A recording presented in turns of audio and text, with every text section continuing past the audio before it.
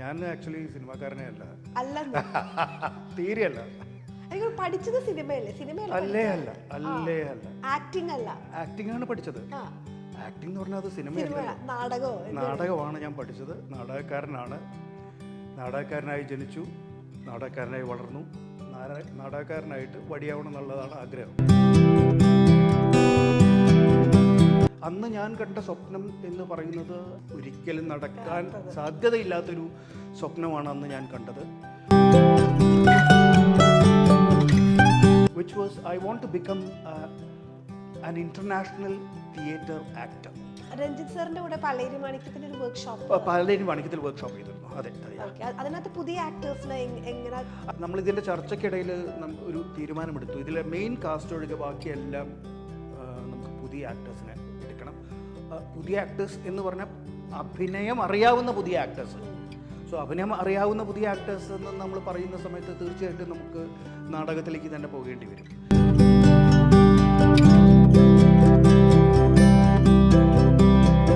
അല്ല, പക്ഷെ സാറിന് ഇപ്പൊ ഈ തിരക്കഥ കൊണ്ടിട്ട് രഞ്ജിത്ത് സാറിനെയോ അല്ലെങ്കിൽ ശ്യാം സാറിനെ ഒക്കെ കാണിച്ചു കഴിഞ്ഞാൽ അവരൊരു അഭിപ്രായം അല്ല, അതൊക്കെ പറഞ്ഞു.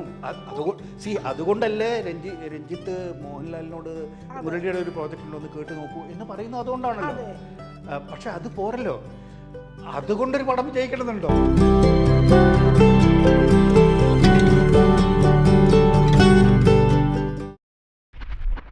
ഹലോ എവരിവൺ, ഇന്ന് നമ്മുടെ കൂടെയുള്ളത് ഒരു ലെജൻഡാണ്, Murali Menon sir. Hi sir, നമസ്കാരം. നമസ്കാരം. Welcome to Kaumudi movies. Thank you. Legend എന്നുള്ള വാക്ക് ഭയങ്കര പ്രശ്നം കേട്ടോ. ആണോ? അല്ല, ഞാൻ സത്യം പറഞ്ഞാൽ എനിക്ക് കൂടുതൽ കണക്ട് ചെയ്യാൻ പറ്റുന്ന ചന്ദ്രോത്സവത്തിലെ ആ റോളാണ്. Which I am really not. അതെ, മീന ചേച്ചിയുടെ ഹസ്ബൻഡായിട്ട് വന്നിട്ടുണ്ട്.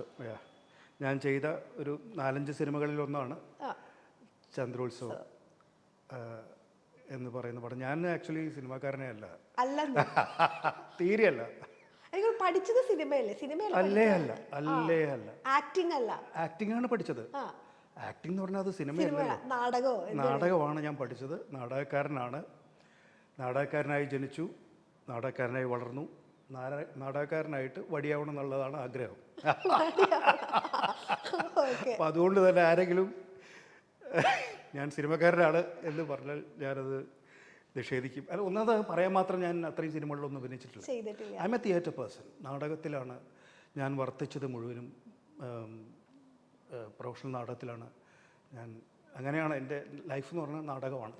ഓക്കെ, ഞാനിപ്പോൾ ഈ ചന്ദ്രോത്സവത്തിൽ ഈ റോള് പറഞ്ഞല്ലോ, എനിക്കത് ഈസിലി കണക്ട് ചെയ്യാൻ പറ്റി. പിന്നെ അത് കഴിഞ്ഞ് ബാക്കി കുറേ കാര്യങ്ങൾ വായിച്ചപ്പോഴാണ് ഈ ലെജൻഡ് എന്നുള്ള വാക്ക് ഇവിടെ യൂസ് ചെയ്യാമെന്ന് മനസ്സിലായത്. കാരണം അത്രമാത്രം കാര്യങ്ങളാണ് എനിക്ക് ഒരു ബിഹൈൻഡ് ദ ക്യാമറ ചെയ്ത് വെച്ചിരിക്കുന്നത്. ബിഹൈൻഡ് ദ ക്യാമറയാണ് ഞാൻ ഇഷ്ടപ്പെടുന്നത്. I am A cinema love. Cinema കാണും, എല്ലാ സിനിമകളും കാണും, എല്ലാം ചെയ്യുകയൊക്കെ ചെയ്യും. പക്ഷേ സിനിമ നടനാകണം എന്നുള്ള ആഗ്രഹം എൻ്റെ ഒരു കാലത്തും എനിക്ക് ഉണ്ടായിട്ടുള്ള സാധനമല്ല. എല്ലാ ദിവസവും പഠിച്ചവനോട് എന്നെ സിനിമാ നടനാക്കരുതേ എന്ന് പ്രാർത്ഥിക്കുന്ന വളരെ ചുരുക്കം ആളുകളിൽ ഒരാളാണ് ഞാൻ. ആ പ്രാർത്ഥന ദൈവം കേട്ടോ? ഇത് കേട്ടുകൊണ്ടിരിക്കുന്നുണ്ട് ഇതുവരെ. Touch wood. അല്ല, സാധാരണ ഇപ്പൊ ആക്ടിങ് പഠിച്ചു, നാടകത്തിൽ നമ്മൾ പോകുന്നു, ഇങ്ങനെയുള്ള എല്ലാവരുടെയും ഒരു എയിം എന്ന് പറയുന്നത് സിനിമയായിരിക്കും. ആ ഒരു റൂട്ടാണ് നമ്മൾ നോർമലി കണ്ടിട്ടുള്ളത്. അതെ. അപ്പോൾ ഇതൊരു ചോദ്യമല്ല, ഒരു സ്റ്റേറ്റ്മെൻ്റ് ആണ്. അപ്പോൾ ഞാനതിന് ഒരു ഇത് പറയാം. ഞാൻ നാടകം പഠിക്കാൻ പോകുന്ന 70കളിലാണ്. അപ്പം അന്ന് നമ്മൾ പഠിക്കാൻ പോകുമ്പോൾ പ്രത്യേകിച്ച് എയിമൊന്നുമില്ല.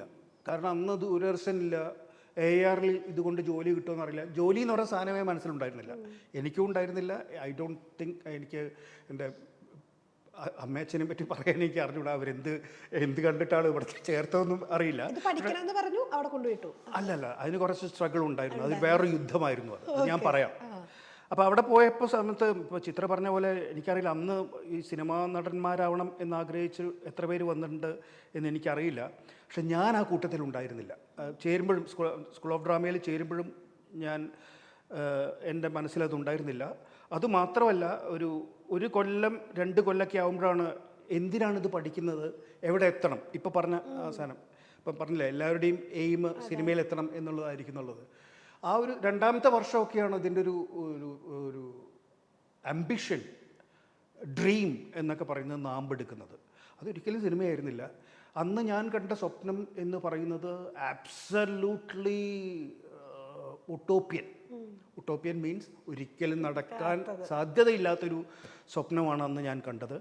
Which was I want to become an international theatre actor, not cinema actor, international theatre actor. അതായത് വിദേശ രാജ്യങ്ങളിൽ സ്റ്റേജിൽ അഭിനയിക്കണമെന്നായിരുന്നു എൻ്റെ ആഗ്രഹം. അന്ന് നടക്കാൻ യാതൊരു സാധ്യതയില്ല. I am talking about 40 years ago, 45 years ago. അപ്പോൾ ഇന്നിപ്പോൾ വേണമെങ്കിൽ കുട്ടികൾക്ക് ലോൺ എടുത്ത് വിദേശത്ത് പോയി പഠിക്കാനുള്ള സാധ്യത, അന്നൊന്നുമില്ല. പിന്നെ സ്വപ്നം കാണാൻ നമുക്ക് കാശ് വേണ്ടല്ലോ, ആ സ്വപ്നം കണ്ടു. പക്ഷേ ഒരു mid-80s ഒക്കെ ആകുമ്പോഴേക്കും തന്നെ I went to England. I performed there. Then I came back. വന്ന് തിരിച്ച് ഒരു 6 മാസത്തെ പ്രോജക്റ്റായിരുന്നു അത്. തിരിച്ച് വന്ന ശേഷം അൺഫോർച്ചുനേറ്റ്ലി എനിക്ക് ദൂരദർശനിൽ ജോലി കിട്ടി. ചേരാതിരിക്കാനും പറ്റില്ല, കാരണം അമ്മയും അച്ഛനൊക്കെ വളരെ കഷ്ടപ്പെട്ടിട്ടാണ് നമ്മൾ സ്കൂൾ ഓഫ് ഡ്രാമയിലേക്കൊക്കെ അയച്ചത്. അപ്പോൾ അവരുടെയും കൂടി ഒരു സ്വപ്നമാണ് ഒരു നല്ല ജോലി എന്ന് പറഞ്ഞാൽ central government pension oriented central government ജോബാണത്. അപ്പോൾ അവർക്ക് വേണ്ടിയിട്ടാണ് ഞാൻ ആ ജോബിൽ പോയത്. പക്ഷേ എനിക്ക് ഭയങ്കര ശ്വാസം മുട്ടായിരുന്നു. രാവിലെ 10 മണിക്ക് ഒപ്പിടുക, അകത്ത് കയറുക, വൈകുന്നേരം 5 മണിക്ക് ഒപ്പിട്ടിട്ട് പുറത്തിറങ്ങുക. അത് നമ്മുടെ കാരണം അപ്പോഴേക്കും ഈ ദൂരദർശനിലൊക്കെ ചേരുമ്പോഴേക്കും ഞാനൊരു 4-5 കൊല്ലം ഇന്ത്യ മുഴുവനും നടന്ന് നാടാൻ ചെയ്തിരുന്നു. ഇംഗ്ലണ്ടിലെയും ബ്രിട്ടനിലെയും എക്സ്പീരിയൻസ് ഒക്കെ ആയി കഴിഞ്ഞിരുന്നു. അപ്പോൾ ഒരു ശ്വാസമുട്ടലായിരുന്നു ദൂരദർശനിൽ. Though I had lot of friends in Doordarshan. എൻ്റെ കൂടെ തന്നെ പഠിച്ച ശ്യാമപ്രസാദും ദിലീപും വേണുഗോപാലും ഒക്കെ അവിടെ ഉണ്ടായിരുന്നു. ബട്ട് ലക്കിലി ഒരു വർഷമൊക്കെ ആകുമ്പോഴേക്കും തന്നെ വീണ്ടും എനിക്ക് തിരിച്ച് ഇംഗ്ലണ്ടിലേക്ക് പോകാൻ സാധിച്ചു. ആൻഡ് ദെൻ ഐ വർക്ക്ഡ് ലണ്ടനിൽ ബേസ് ചെയ്തുകൊണ്ട് ഒരു 10-20 വർഷം ഞാൻ വർക്ക് ചെയ്തു. And I worked as an actor, ഒരു നടൻ, ഒരു സംവിധായകൻ, ഒരു ആക്ടർ ട്രെയിനർ എന്നൊക്കെ ഉള്ള നിലയിൽ 28 രാജ്യങ്ങളിൽ ഞാൻ വർക്ക് ചെയ്തു. Now that is what you call a dream come true. നമ്മൾ സ്വപ്നം കണ്ട ജീവിതം ജീവിക്കുക എന്നുള്ളത്.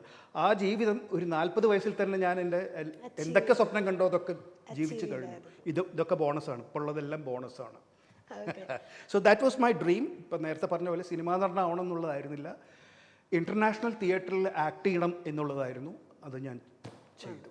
തിരിച്ചു വന്നപ്പോൾ അടൂർ സാറിൻ്റെ കൂടെ തിരിച്ചു വന്നിട്ടല്ലാതെ, അതായത് 2 ലെഗായിട്ടാണ് ഞാൻ എൻ്റെ ഇൻ്റർനാഷണൽ വർക്ക് ചെയ്തിട്ടുള്ളത്. ഒന്ന്, ഞാൻ കുറേ കാലം അവിടെ തന്നെ ബേസ് ചെയ്തിരുന്നു, അവിടെ ലണ്ടനിലും ബേസ് ചെയ്തുകൊണ്ടാണ് നിന്നത്. മറ്റൊന്ന്, ഇവിടെ കുറച്ച് കാലം വർക്ക് ചെയ്യും. അതായത് ഇവിടെ ഒരു 4-5 മാസം ഉണ്ടാവും, പിന്നെ ഓസ്ട്രേലിയയിലൊരു പ്രോജക്റ്റ്, അവിടെ ഒരു 6 മാസം തിരിച്ചു വരും. ജപ്പാനിലൊരു പ്രോജക്റ്റ്, അവിടെ ഒരു 6 മാസം തിരിച്ചു വരും. ഇംഗ്ലണ്ടിലൊരു പ്രോജക്റ്റ്, അവിടെ ഒരു 6 മാസം തിരിച്ചു വരും. അപ്പോൾ അവിടെയും ഇവിടെയായിട്ട് കാടാറ് മാസം നാടാറ് മാസം എന്ന് പറയുന്ന ഒരു ലൈനിലായിരുന്നു. ആ സമയത്താണ് എഗെയിൻ ഞാൻ പറഞ്ഞില്ല, 40 വയസ്സിന് ശേഷം ഞാൻ കണ്ട ഡ്രീമാണ് to work with these legends. അവരൊക്കെയാണ് ലെജൻഡ് എന്ന് പറയുന്നത്, നമ്മളെയൊന്നും അല്ല. അപ്പോൾ അടൂർ സാറിൻ്റെ കൂടെ ഇറ്റ് വാസ് എന്താ പറയുക, നമുക്ക് ഞാൻ സ്വപ്നം പോലും കാണാത്തൊരു സാധനമാണ് അത്. കഥാപുരുഷനിൽ അദ്ദേഹത്തിൻ്റെ കൂടെ വർക്ക്, അതും ഫ്രം ദ സ്ക്രാച്ച്. ഒരു പുസ്തകത്തിൻ്റെ 1ാമത്തെ പേജിൽ കഥാപുരുഷൻ്റെ ഒരു ലൈനിൽ അദ്ദേഹം എഴുതി വയ്ക്കുന്നിടം തൊട്ട് അതിൻ്റെ റിലീസ് വരെ എനിക്ക് അദ്ദേഹത്തിൻ്റെ കൂടെ വർക്ക് ചെയ്യാൻ പറ്റി എന്നുള്ളത് എനിക്കറിയില്ല ഇത്ര വലിയ ഭാഗ്യമാണെന്നുള്ളത് എനിക്ക് പറയാൻ പറ്റില്ല. കാരണം അവിടുന്ന് ഈ ഫിലിം മേക്കിനേക്കാൾ കൂടുതൽ ഞാൻ പഠിച്ചത് കഥാപുരുഷനിലൊക്കെ അദ്ദേഹത്തിൻ്റെ കൂടെ വർക്ക് ചെയ്യുമ്പോൾ അദ്ദേഹത്തിൻ്റെ കൂടെയും അതുപോലെ തന്നെ ശ്യാമപ്രസാദിൻ്റെയും കൂടെ ഞാൻ വർക്ക് ചെയ്തിട്ടുണ്ട് as an associate director. Classmates ആയിരുന്നു. പക്ഷേ ഈ 2 ഡയറക്ടേഴ്സും അവരുടെ ഒരു പ്രത്യേകത ഞാൻ കണ്ടത്, എന്നെ സംബന്ധിച്ചിടത്തോളം ഞാൻ എപ്പോഴും ഏത് ആർട്ടിനെയും കാണുന്നത് ആക്ടർ എന്നുള്ള നിലയിലാണ്. എൻ്റെ view point first will be as an actor. അപ്പോൾ ഈ അടൂർ സാറിൻ്റെ കൂടെ ഞാൻ വർക്ക് ചെയ്ത് തുടങ്ങുമ്പോൾ എൻ്റെ സകല ആക്ടിങ് കോൺസെപ്റ്റും അങ്ങ് തവിട്ട് പൊടിയായിപ്പോയി. പിന്നെ അവിടെ നിന്നാണ് ആക്ച്വലി അതിന് ശേഷം ഞാൻ ചെയ്ത workshops which I am doing now regularly. I am an actor trainer as well. അപ്പോൾ ഈ ആക്ടിങ് ട്രെയിനിങ്ങിലേക്കുള്ള അപ്പോൾ ഞാൻ സ്കൂൾ ഓഫ് ഡ്രാമ പുറത്തിറങ്ങിയിട്ട് സ്കൂൾ ഓഫ് ഡ്രാമക്കാരൊക്കെ ചെയ്യുന്ന പോലത്തെ ആക്ടിങ് വർക്ക്ഷോപ്സ് ഞാൻ ഒരുപാട് ചെയ്തിട്ടുണ്ട്, ലോകം മുഴുവനും ചെയ്തിട്ടുണ്ട്. പക്ഷെ അടൂർ സാറിൻ്റെ കൂടെ വർക്ക് ചെയ്തതിന് ശേഷമാണ് ഞാൻ എൻ്റെ ആക്ടിങ് വർക്ക്ഷോപ്സിൽ, I call my acting workshops, അതായത് ആക്ടിങ് വർക്ക്ഷോപ്പ് എന്നല്ല ഞാൻ അതിനെ വിളിക്കുന്നത്, ഹൗ ടു നോട്ട് ആക്ട്. അതാണ് എൻ്റെ workshop. It's not how to act, it's how to not act. അത് ഞാൻ പഠിച്ചുണ്ടാക്കിയത് ഈ അടൂർ സാറിൻ്റെ കൂടെയും ശ്യാമിൻ്റെയൊക്കെ കൂടെ വർക്ക് ചെയ്തിട്ടാണ് അത് പഠിച്ചുണ്ടാക്കിയത്. അതിന് ശേഷമുള്ള എൻ്റെ വർക്ക്ഷോപ്സിൻ്റെ പാറ്റേണേ മാറിപ്പോയി. അപ്പം അത് മാത്രമല്ല, അടൂർ സാറിൻ്റെ കൂടെ വർക്ക് ചെയ്യുന്ന സമയത്ത് കഥാപുരുഷനിൽ ഇറ്റ്സ് നോട്ട് ലൈക്ക് നമ്മുടെ സാധാരണ ഇൻഡസ്ട്രിയിലുള്ളൊരു ഫിലിം സെറ്റ് പോലെയല്ല അത്. When you are the chief assistant of Adoor Gopalakrishnan sir, entire ഇതിൻ്റെ റെസ്പോൺസിബിലിറ്റി നമുക്കാണ്. അതായത് ആ പടത്തിൽ മുകേഷ് ഉണ്ട്, ജഗദീഷ് ഉണ്ട്. അപ്പോൾ ഇവരുടെയൊക്കെ ടിക്കറ്റ്, ഇവരുടെ റൂംസ്, ഇതൊക്കെ നമ്മൾ നോക്കണം. അടുത്ത സീൻ എന്താണ്, അതിനുള്ള പ്രോപ്സ് എന്താണ്. അപ്പോൾ it was A huge responsibility. അത് ശരിക്കും നമ്മളൊരു ഫർണസിൻ്റെ ഉള്ളിൽ കൂടെ കടന്നു വരുന്ന പോലെയാണ്, മനസ്സിലായല്ലേ ആ ഒരു പഠനം എന്ന് പറയുന്നത്. ഞാൻ പറയില്ല, അത് കഴിഞ്ഞിട്ടാണ് എൻ്റെ വർക്ക്ഷോപ്പ് പാറ്റേണൊക്കെ വളരെയധികം മാറിപ്പോയത്. And I enjoyed it. I enjoyed working with Adoor sir and also Shyam Prasad and also Ranjit. ശ്യാമും രഞ്ജിത്തും പിന്നെ എൻ്റെ എടാപോടാ സുഹൃത്തുക്കളാണ്. രഞ്ജിത്ത് സാറിന്റെ കൂടെ പലേരി മാണിക്യത്തിന്റെ ഒരു വർക്ക്ഷോപ്പ്, പലേരി മാണിക്യത്തിൽ വർക്ക്ഷോപ്പ് ചെയ്തിരുന്നു. അതെ അതെ. അതിനകത്ത് പുതിയ ആക്ടേഴ്സിനെ എങ്ങനെ, അതിലെങ്ങനെയാണെന്ന് വെച്ചാൽ നമ്മൾ ആദ്യമൊരു രഞ്ജി ഏത് പുതിയ പ്രോജക്റ്റ് വരുമ്പോഴും രഞ്ജിയുടെ ഏറ്റവും അടുത്ത സുഹൃത്തുക്കളോട് അത് പറയും, ഇന്നതാണ് പ്രോജക്റ്റ് എന്നൊക്കെ കഥ നമ്മളോട് പറയും, നമ്മളോട് ബൗൺസ് ചെയ്ത് നമ്മുടെ അഭിപ്രായം ചോദിക്കും. അപ്പോൾ ഈ പാലേരി മാണിക്യം പിന്നെ പുസ്തകമാണല്ലോ. അപ്പോൾ നമ്മളിതിൻ്റെ ചർച്ചയ്ക്കിടയിൽ ഒരു തീരുമാനമെടുത്തു, ഇതിലെ മെയിൻ കാസ്റ്റ് ഒഴികെ ബാക്കിയെല്ലാം നമുക്ക് പുതിയ ആക്ടേഴ്സിനെ എടുക്കണം. പുതിയ ആക്ടേഴ്സ് എന്ന് പറഞ്ഞാൽ അഭിനയം അറിയാവുന്ന പുതിയ ആക്ടേഴ്സ്. സോ അഭിനയം അറിയാവുന്ന പുതിയ ആക്ടേഴ്സ് എന്ന് നമ്മൾ പറയുന്ന സമയത്ത് തീർച്ചയായിട്ടും നമുക്ക് നാടകത്തിലേക്ക് തന്നെ പോകേണ്ടി വരും. അങ്ങനെ നമ്മളൊരു 10-200 പേരെ വിളിച്ചു. അതിൽ നിന്ന് ഫിൽട്ടർ ചെയ്ത് 60 പേരാക്കി. അതിൽ നിന്ന് ഫിൽട്ടർ ചെയ്തൊരു 43 പേരേറ്റ ആക്കി. ഈ 43 പേർക്ക് നമ്മളൊരു 2 ആഴ്ചത്തെ വർക്ക്ഷോപ്പ് കൊടുക്കുകയാണ്. അപ്പോൾ ആ വർക്ക്ഷോപ്പിൻ്റെ മെയിൻ ഒബ്ജക്റ്റീവ് എന്തായിരുന്നു എന്ന് വെച്ചാൽ, കുറച്ച് ക്രൂരമാണത്, അവരിലുള്ള നാടകം എടുത്ത് കളയുക എന്നുള്ളതാണ് നമ്മളുടെ ഇതുണ്ടായിരുന്നു. നാടകം എടുത്ത് കളയുക എന്ന് പറഞ്ഞാൽ ഇൻ ദ റൈറ്റ് സെൻസ് കേട്ടോ, അവരുടെ അഭിനയത്തിലെ നാടകീയത എടുത്ത് കളയുക എന്നുള്ളത്, റിയലിസ്റ്റിക് ആക്കിയ കുറെ കൂടി നാച്ചുറൽ ഒരു ടോണിലേക്ക് അവരെ കൊണ്ടുവരാനുള്ള ഇതായിരുന്നു അത്. But it was A fantastic experience. കാരണം ആ വർക്ക്ഷോപ്പിൽ അദ്ദേഹത്തിൻ്റെ പേര് ഞാൻ മറന്നുപോയി, 85 വയസ്സായിരുന്നു അദ്ദേഹത്തിന്. അപ്പോൾ ഒരു 18 വയസ്സ് തൊട്ട് 85 വയസ്സ് വരെ ഉള്ളവർ ആ വർക്ക്ഷോപ്പിൽ ഉണ്ടായിരുന്നു. അപ്പോൾ അവരായിട്ടുള്ള വർക്ക്ഷോപ്പും നല്ല എക്സ്പീരിയൻസ് ആയിരുന്നു അത്. എനിക്ക് തോന്നുന്നു ഞാൻ കേരളത്തിൽ സിനിമയ്ക്ക് വേണ്ടി ഞാൻ ചെയ്യുന്ന ആദ്യത്തെ ബൃഹത്തായ വർക്ക്ഷോപ്പാണ് പാലേരി മാണിക്യത്തിലെ വർക്ക്ഷോപ്പ് എന്ന് പറയുന്നത്. ഇപ്പൊ നാടാറ് മാസം കാടാറ് മാസം എന്ന് പറഞ്ഞു, അങ്ങനെ ഒരു 6 മാസം പുറത്ത് നിന്ന സമയത്തായിരുന്നു ജാക്കി ജാന്റെ കുങ്ഫു യോഗ. ഇല്ല, അത് ചിത്ര, അത് ആരാണ്ട് ഇതിൽ വായിച്ചല്ലേ, ഗൂഗിളിൽ വായിച്ചല്ലേ, അത് തെറ്റാണ്. ഞാനങ്ങനെ ചെയ്തിട്ടില്ല. ഇല്ല അത് ഐ ഡോണ്ട് നോ ഹൂ.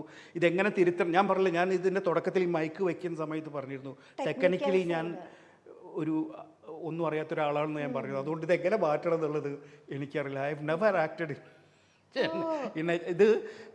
ഒരു കഴിഞ്ഞ വർഷം ഞാൻ എപ്പോഴും KR നാരായണൻ ഇൻസ്റ്റിറ്റ്യൂട്ടിൽ വിസിറ്റിംഗ് ഫാക്കൽറ്റി ആക്ടിങ് ഡിപ്പാർട്ട്മെൻറ്റിൽ. അപ്പോൾ അവിടെ ഇങ്ങനെ ഒരു ഇൻ്റർവ്യൂ വെച്ചിരുന്നു. അപ്പോൾ എൻ്റെ സുഹൃത്ത് രഞ്ജിത്ത്, അവിടുത്തെ ഡിപ്പാർട്ട്മെൻറ്റ് ഹെഡാണ്. രഞ്ജിത്ത് എന്നോട് ചോദിച്ചു, വിളിച്ചാൽ ജാക്കി ചാൻ. ഞാൻ പറഞ്ഞു, ഞാൻ ജാക്കി ചാൻ്റെ പടത്തിലൊന്നും അഭിനയിച്ചിട്ടില്ല പറഞ്ഞു. I don't know who wrote it. ഈ ജാക്കി ചാൻ്റെ കാര്യം നമ്മളെല്ലാവരും അങ്ങനെ എക്സ്പെക്ട് ചെയ്തിരിക്കുമായിരുന്നു, ഇതിനകത്തുണ്ട് എന്നുള്ളത്. എനിക്ക് വേണമെങ്കിൽ പറയാമായിരുന്നു അതും ശരിക്കും ഉണ്ട് എന്നൊക്കെ, പക്ഷെ സംഗതിയില്ല. ഞാൻ ജാക്കി ചാനെ കണ്ടിട്ട് പോലുമില്ല.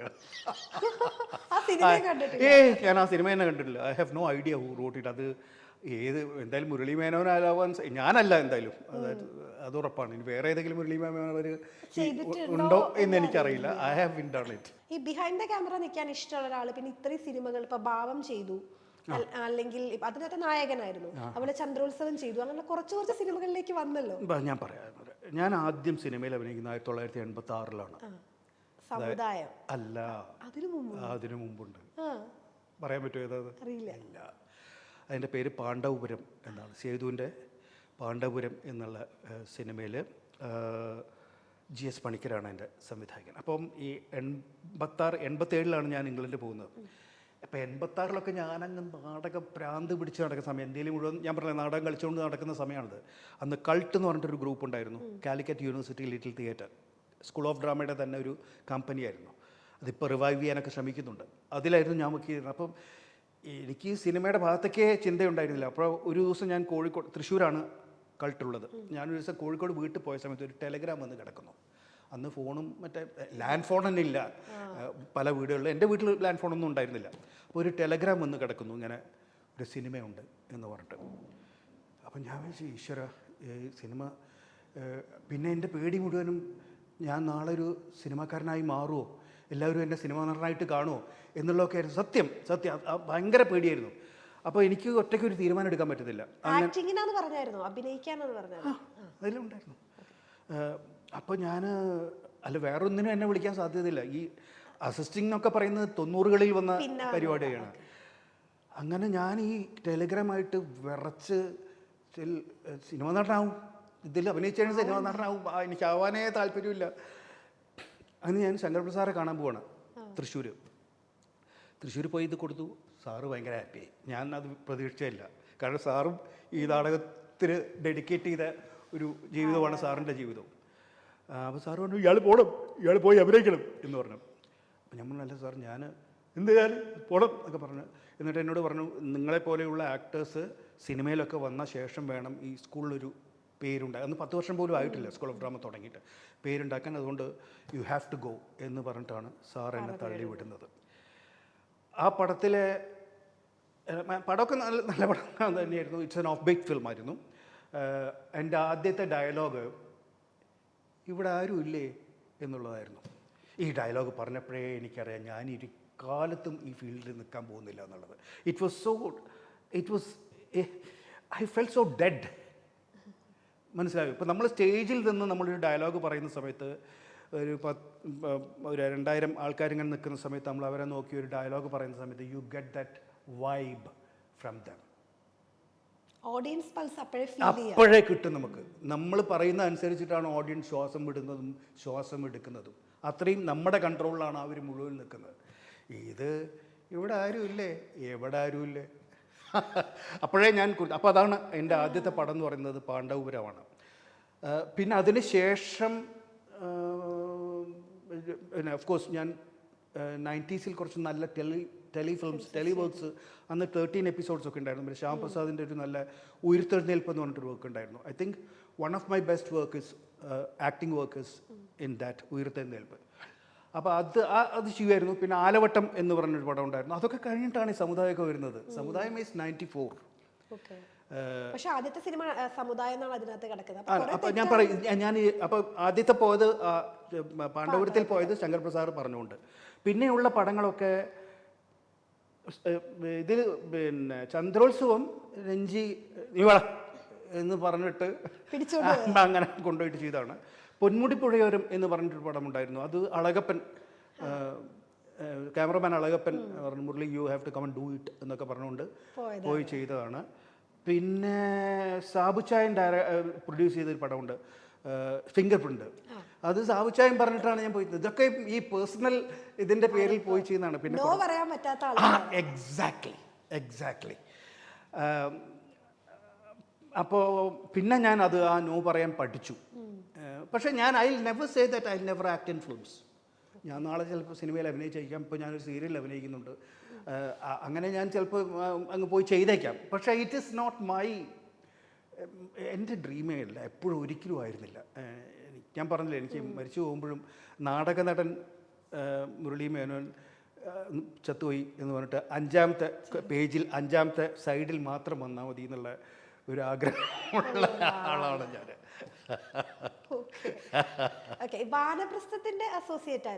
ഇല്ല. വാനപ്രസ്ഥത്തിൽ കുക്കു അഭിനയിച്ചിരുന്നു. Kukku was pregnant at that time. And ഞാൻ 1-2 പ്രാവശ്യം അതിൻ്റെ സെറ്റിൽ കുക്കുവിന് വേണ്ടി, സാധാരണ കുക്കുവിന് അങ്ങനെ ഉണ്ടല്ലോ, നമ്മൾ കൊണ്ടച്ചില്ല, അതൊന്നുമില്ല. കുക്കു ഒറ്റയ്ക്ക് പോയി ചെയ്തോളും. She is A very bold woman. പക്ഷേ അന്ന് ഷീ വാസ് പ്രഗ്നൻറ്റ്. മാത്രമല്ല ഞാൻ ലണ്ടനിലൊക്കെ ചെയ്തുകൊണ്ടിരിക്കുമ്പോൾ ഒരു ഗ്യാപ്പിൽ വന്നപ്പം I went to that set. അത്രയേ ഉള്ളൂ. I did.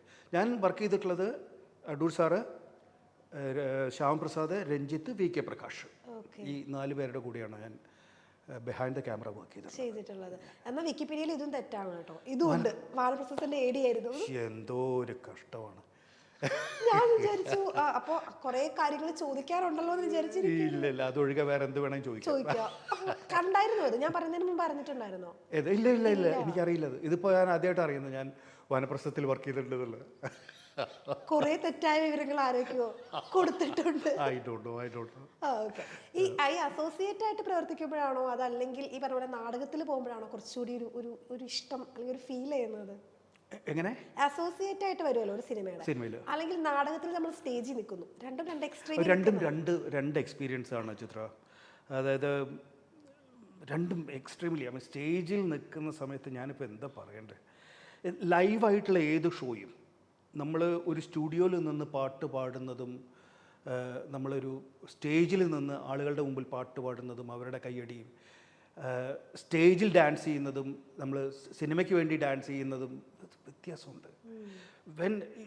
അവിടെ എന്താണെന്ന് വെച്ചാൽ there is A connection between me and you mean the ഓഡിയൻ.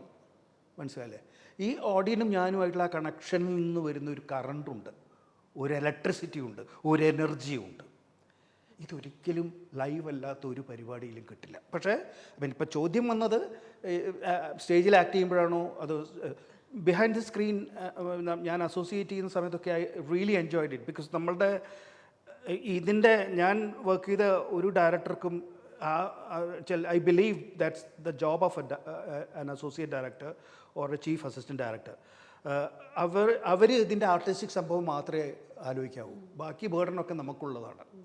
ഇതിൻ്റെ കംപ്ലീറ്റ് ഓർഗനൈസിങ്, ഏത് സീന് എങ്ങനത്തെ സീന്, അതിൻ്റെ കോസ്റ്റ്യൂം മറ്റേ അസിസ്റ്റൻസ് വേറെ ഉണ്ടാവും, പക്ഷേ ചീഫായിട്ട് നമ്മൾ വർക്ക് ചെയ്യുന്ന സമയത്ത് so I really in that sense I enjoy that responsibility. അപ്പോൾ ദിവസം രാവിലെ പോകുമ്പോൾ ഒന്ന് വേർക്കും, കാരണം അന്ന് ശരിയാവുമോ എന്നുള്ളത്. ഇതങ്ങ് തുടങ്ങിക്കഴിഞ്ഞാൽ പിന്നെ നമ്മൾ ഓക്കെയാണ്, അതൊക്കെ നന്നായിട്ട് പോകുന്നുണ്ട് എന്നുള്ളത്. അപ്പോൾ ആ റെസ്പോൺസിബിലിറ്റിയിൽ ഒരു റിസ്ക് ഉണ്ട്, കാരണം നമ്മളുടെ ഇതിലൂടെയാണ് ഇത് കൃത്യമായിട്ട് പോകുന്നത്. അപ്പോൾ ആ റിസ്ക് ആണ് നമ്മൾ അതിൽ എൻജോയ് ചെയ്യുന്നത്. ഇവിടെ അതല്ല. When you act on stage you live with dum. മനസ്സിലായില്ലേ? നമ്മുടെ മുമ്പിലിരിക്കുന്ന ആളുകളുടെ, ഞാൻ പറഞ്ഞില്ലേ, അവരുടെ ശ്വാസവും അവരുടെ എമോഷൻസും എല്ലാം നമ്മുടെ കയ്യിലായിരിക്കും. അത് ഭയങ്കര രസമാണ്. ഈ ഓഡിയൻസ് രണ്ട് രീതിയിലുണ്ടല്ലോ, നന്നായിട്ട് റെസ്പോണ്ട് ചെയ്യുന്നവരുണ്ട്, എന്ത് കണ്ടാലും മിണ്ടാതിരിക്കുന്ന ഓഡിയൻസ് ഉണ്ട്. രണ്ടും എക്സ്പീരിയൻസ് ചെയ്തിട്ടില്ലേ? പ്രൊഫഷണലായിട്ട് ഞാൻ ഏറ്റവും കൂടുതൽ വർക്ക് ചെയ്തിട്ടുള്ളത് ഇന്ത്യക്ക് വെളിയിലാണ്, യൂറോപ്പിലും അവിടെ ലോകത്തിൻ്റെ അവിടെ ഒരിക്കലും ഒരു ഡൾ ഓഡിയനെ എനിക്ക് കിട്ടിയിട്ടില്ല നല്ലപോലെ. കാരണം ഐ തിങ്ക് ഈ നാടകം കാണുക, തിയേറ്റർ കാണുക, കുടുംബമായിട്ട് നാടകം കാണാൻ പോവുക എന്നുള്ളത് അവരുടെ ഒരു ലൈഫ് പാറ്റേണിൽ പെട്ട സാധനമാണ്.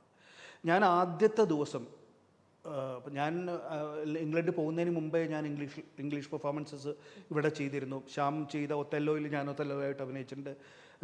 ഡംബ് വെയിറ്റർ ഇംഗ്ലീഷ് ചെയ്തിട്ടുണ്ട്. അങ്ങനെ പല ഇംഗ്ലീഷ് പ്ലേസ് ഞാൻ ഇവിടെ തന്നെ ചെയ്തിട്ടുണ്ട്.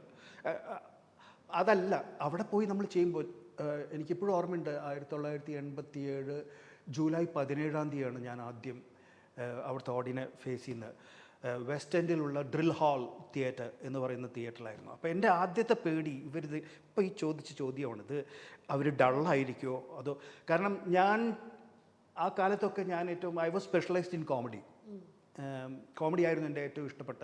ശങ്കർ സാർ എപ്പോഴും പറയും, മുരളി കോമഡിയിലേക്ക് അങ്ങനെ അങ്ങോട്ട് വീണ് പോരുത്, കാരണം നമ്മൾ ചെയ്യുന്ന എല്ലാത്തിലും കോമഡി വരാൻ തുടങ്ങി. അപ്പോൾ അത് പറയുമായിരുന്നു. അപ്പോൾ ഞാൻ അന്ന് ചെയ്ത ഫസ്റ്റ് ഷോയിൽ കോമഡി ഉണ്ടായിരുന്നു. അപ്പോൾ ഈ കോമഡിയുടെ പ്രശ്നം എന്ന് വെച്ചാൽ if you don't laugh then എൻ്റെ സംഗതി കംപ്ലീറ്റ് പോകും. അപ്പോൾ ആ പേടി എനിക്കുണ്ടായിരുന്നു. പക്ഷേ ആദ്യത്തെ ഒരു 3 മിനിറ്റ് കഴിഞ്ഞപ്പോഴേ ഭയങ്കര റെസ്പോൺസായിരുന്നു. നമ്മൾ ചെയ്യുന്ന ഡയലോഗ്സിന് മാത്രമല്ല, ഈച്ച് ആൻഡ് എവറി സട്ടിൽ ആക്ടിവിറ്റീസിന് പോലും അവർ റിയാക്ട് ചെയ്യാൻ തുടങ്ങി. സോ അവർ ഇപ്പം നമ്മൾ നാടകം പഠിച്ച് ചെയ്യുന്ന പോലെ തന്നെ നാടകം കണ്ട് പഠിച്ചിട്ടുള്ള ആളുകളാണ് അവർ.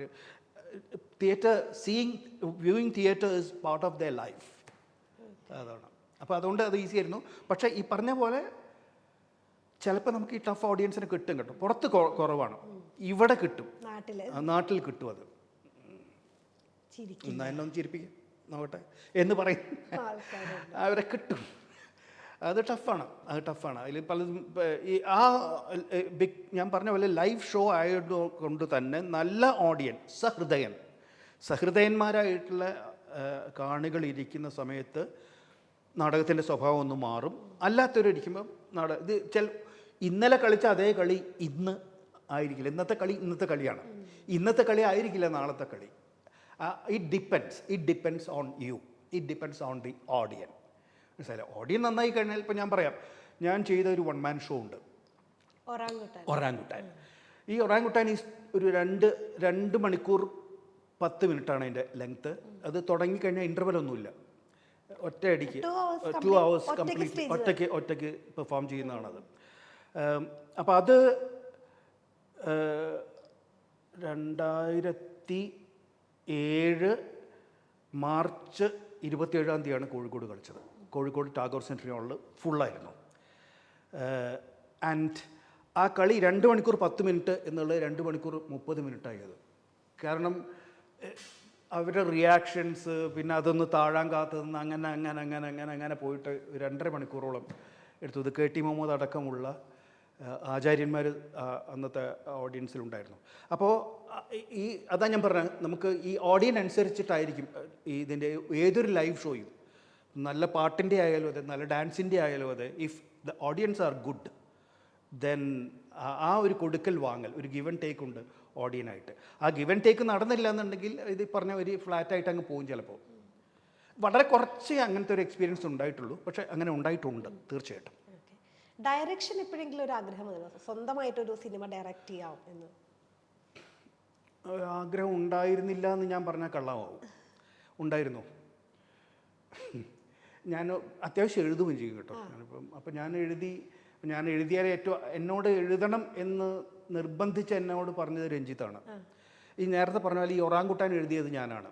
അപ്പോൾ ഞാൻ എന്തെഴുതിയാലും ഞാൻ ആദ്യം വായിച്ചു കൊടുക്കുക രഞ്ജിത്തിനാണ്. കാരണം എന്തെങ്കിലും കൊള്ളില്ലെങ്കിൽ ബോറടെ എന്ന് ഓപ്പണായിട്ട് പറയും. അപ്പം നമുക്കതാണ് വേണ്ടത്, അല്ലാതെ കലക്കിട്ടോ എന്ന് പറയുന്ന ചുമ്മാ. അപ്പോൾ ഞാൻ ഈ ഒറാങ്കുട്ടാൻ വായിച്ച് കേൾപ്പിച്ചത് രഞ്ജിയാണ്. അപ്പോൾ അന്ന് ഞങ്ങൾ അന്ന് എറണാകുളത്ത് രഞ്ജി വന്നിട്ട് ഏതൊരു പടത്തിൻ്റെ വർക്കിലായിരുന്നു. അപ്പോൾ ഒരു വീടെടുത്ത് താമസിക്കായിരുന്നു. ആ വീട്ടിൽ പോയിട്ടാണ് ഞാൻ വായിച്ചു കൊടുത്തത്. Then he came to my house, കടവന്ത്രയുള്ള എൻ്റെ വീട്ടിൽ വന്ന്. പിന്നെ ഞങ്ങൾ കുറേ സംസാരിച്ചിട്ട് അന്ന് തിരിച്ചു പോകുമ്പോൾ രഞ്ജി എന്നോട് ഒരു പ്രോമിസ് ചെയ്യിപ്പിച്ചിരുന്നു. ഞാനിപ്പോഴും നിറവേറ്റിയിട്ടില്ല കേട്ടോ, നിറവേറ്റാൻ ശ്രമിക്കുന്നുണ്ട്. അതായത് ഞാനൊരു തിരക്കഥ എഴുതും, നീ എന്തായാലും എഴുതിയിരിക്കണം, ഒരു തിരക്കഥ എഴുതണം എന്ന് എന്നോട് പ്രോമിസ് ചെയ്യിപ്പിച്ചിരുന്നു. ഞാൻ പ്രോമിസ് പറയുകയും ചെയ്തു. ഞാൻ കുറേ തിരക്കഥ എഴുതി കിട്ടും, പക്ഷെ അത് എഴുതി വീട്ടിലിരിക്കുന്നുണ്ട്, ഇതുവരെ ആയിട്ടില്ല. അപ്പോൾ അതിൽ ഒരു 1-2 പ്രോജക്റ്റൊക്കെ വലിയ പ്രോജക്റ്റായിട്ട് വന്നു. അപ്പോൾ അത് ചെയ്യാം. It was A Mohanlal project. അത് മോഹൻലാലിൽ വരെ എത്തിയത്. പക്ഷേ ഇതെന്താന്ന് വെച്ചാൽ ചിത്ര, ഇത് വലിയ റെസ്പോൺസിബിലിറ്റി. അത് നമ്മളിങ്ങനെ സമാധാനമായിട്ട് ജീവിച്ചു പോകാനൊന്നും പറ്റില്ല. It's the whole project is in your head. When you are directing, ഇതിൻ്റെ ബിസിനസ്, ഇതിൻ്റെ ചെയ്വന, ഇതിൻ്റെ വിജയം പരാജയം എല്ലാം സംവിധായകനിലാണ്. The cinema belongs to a director, not to an actor. അപ്പോൾ അത് മോഹൻലാൽ വരെ എത്തിയ ആ പ്രോജക്റ്റ്, അതും രഞ്ജിയുടെ സഹായത്തോട് കൂടി തന്നെയാണ് അവിടെ എത്തിയത് കേട്ടോ. മടിയെന്ന് വേണമെങ്കിൽ പറയാം, ഉഴപ്പ് എന്ന് ആ വാക്ക് വേണമെങ്കിൽ യൂസ് ചെയ്യാം. ലാലേട്ടൻ വരെ എത്തിയത്. ഇപ്പോഴും ഞാൻ എഴുതാൻ ശ്രമിച്ചുകൊണ്ടിരിക്കുന്നുണ്ട്. I M writing. കുറേ എഴുതി കളയും.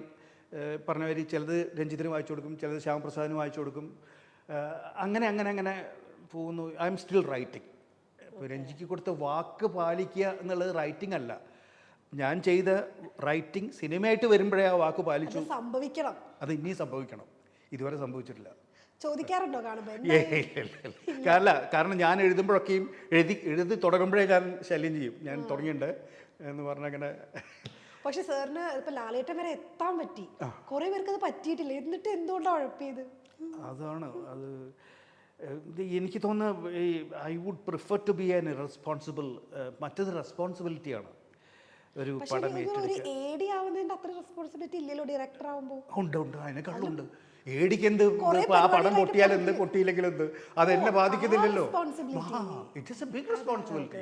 കോടികളല്ലേ ചെലവാക്കുന്നത്, കോടികളുടെ പ്രോജക്റ്റ് അല്ലേ ഇത്. അതും എൻ്റെ ആ പ്രോജക്റ്റ് എന്ന് പറഞ്ഞാൽ പകുതി ഇവിടെയും പകുതി വിദേശത്തുമാണ്. ആലോചിക്കുമ്പോൾ തന്നെ പേടി തോന്നും. അല്ല ഇങ്ങനെ തന്നെയാണോ പറയാം, എനിക്ക് ടെൻഷനാണ് നമ്മൾ ടെൻഷനല്ല, ഇറ്റ്സ് നോട്ട് ടെൻഷൻ. അത് ഡ്രാമ എന്ന് പറഞ്ഞിട്ടൊരു പ്രോജക്റ്റ് ഉണ്ടായിരുന്നു രഞ്ജിത്തിൻ്റെ. ഡ്രാമ എന്ന് പറഞ്ഞിട്ട് സിനിമയായിട്ട് മോഹൻലാൽ സിനിമ ഞങ്ങൾ ലണ്ടനിലാണ് ചെയ്തത്. അപ്പോൾ I was assisting him in that film. അപ്പോഴാണ് ഇത് ലാൽ സാറ് വന്ന് പറഞ്ഞത്, മുരളി പറയൂ എന്നൊക്കെ പറഞ്ഞിട്ട്. But then it didn't happen. അത് മാത്രമല്ല, അത് ആരുടെയും കുറ്റമല്ല കേട്ടോ, എൻ്റെ കുറ്റം തന്നെയാണത്. I didn't push it. If I had push it, it would have happened.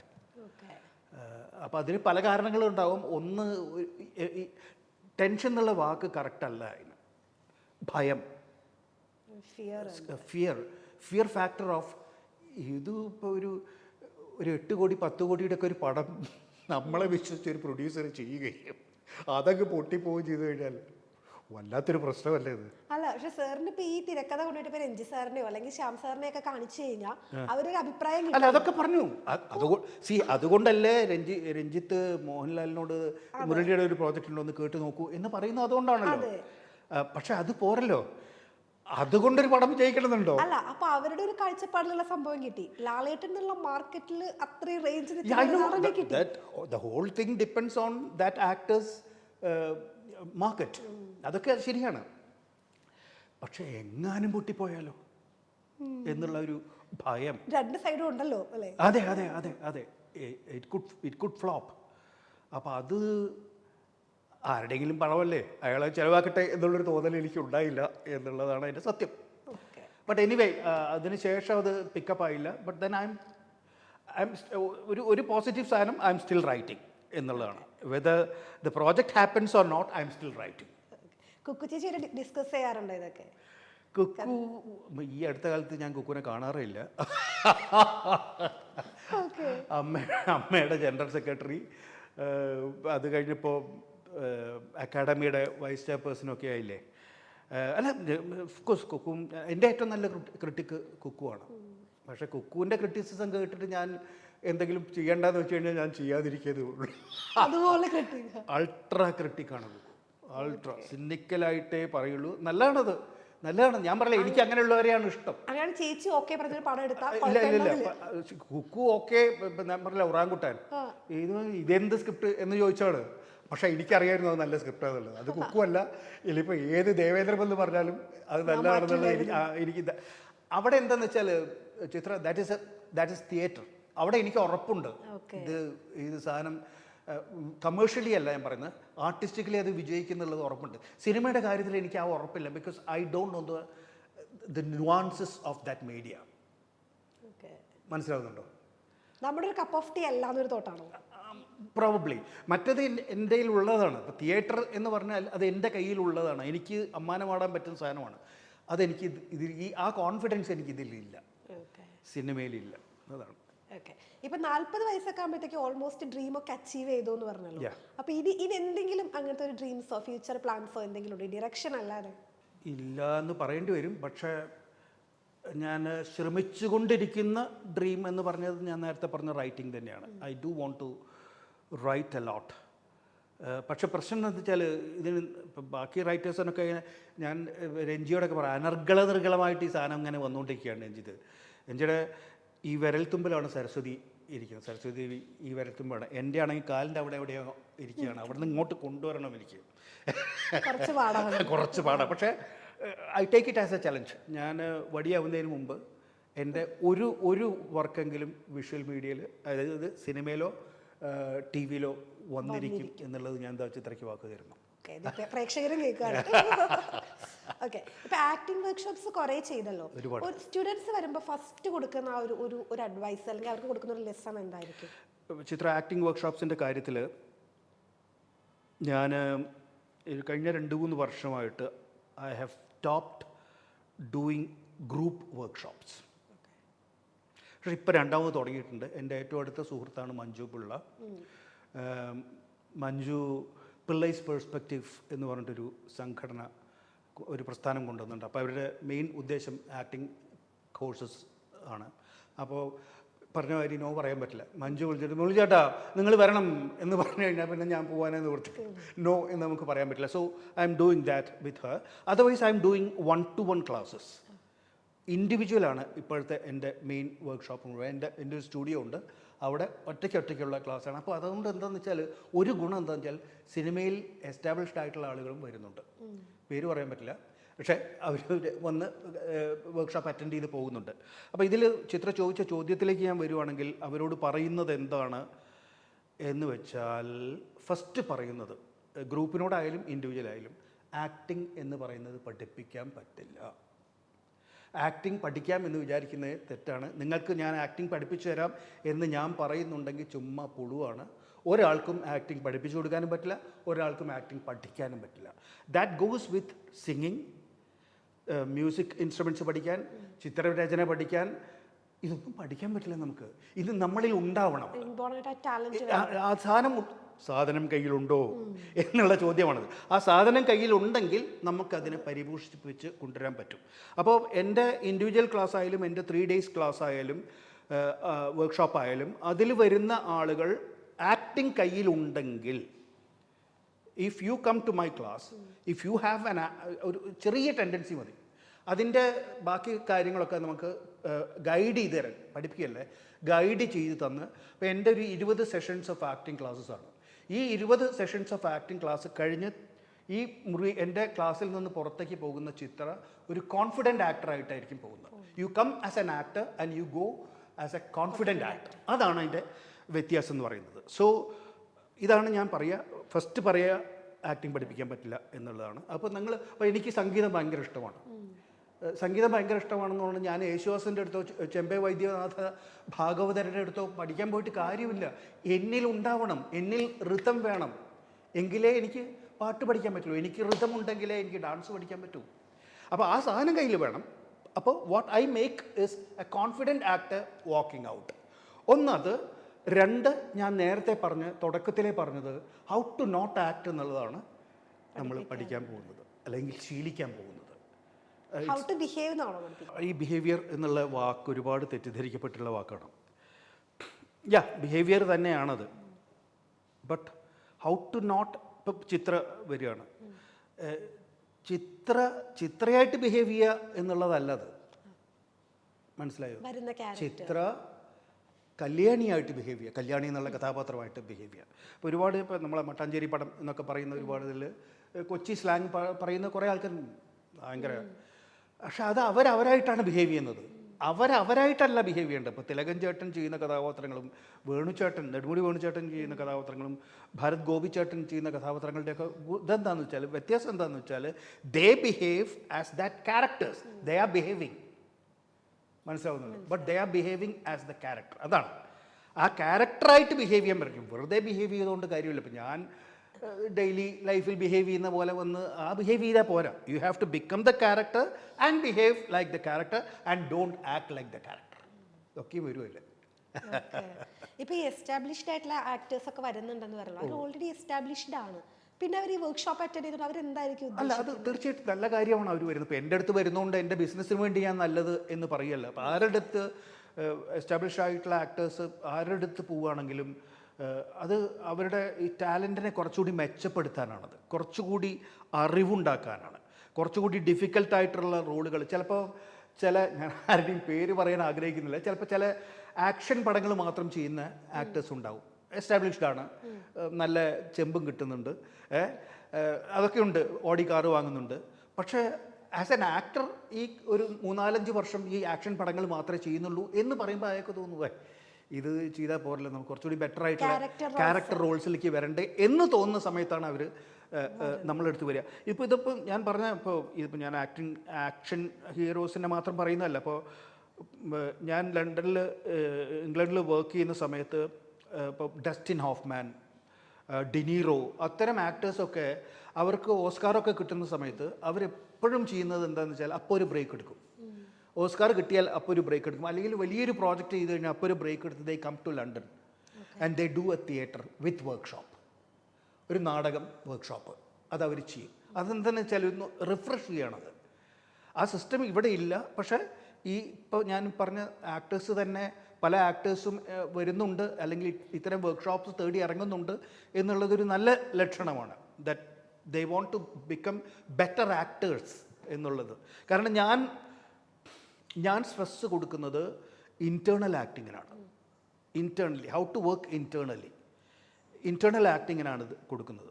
അപ്പോൾ ഈ ഇൻറ്റേർണൽ ആക്ടിങ്ങിൻ്റെ ക്രക്സ്, അതിനുള്ള കീ എന്താണ് എന്നുള്ളതാണ് എൻ്റെ വർക്ക്ഷോപ്പ്.